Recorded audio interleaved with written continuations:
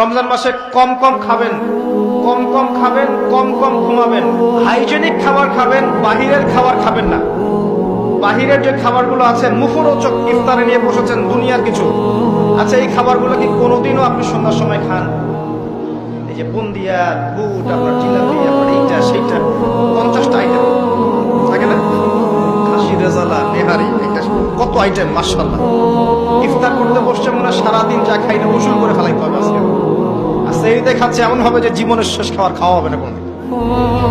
কথা বুঝতে পারছেন? জীবনেও তো সন্ধ্যার সময় এগুলো খাই না, আমরা খাই এগুলো। যে যত বেশি খাবে সে তত অসুস্থ হয়ে যাবে। নর্মাল খাবার খান, সিম্পল নর্মাল খাবার খান, বাইরের খাবার অ্যাভয়েড করেন, এগুলো আপনাকে অসুস্থ করে ফেলছে। ম্যানুফ্যাকচার খাবার বেশি খাইতে চায় না। ওই শ্রেণীর হুজুরদের মতো হয়েন না যারা ইসলামিক লেবাস নিয়ে সুন্নতের কথা বলে বাট তাদের পেটের মধ্যে সুন্নত নাই।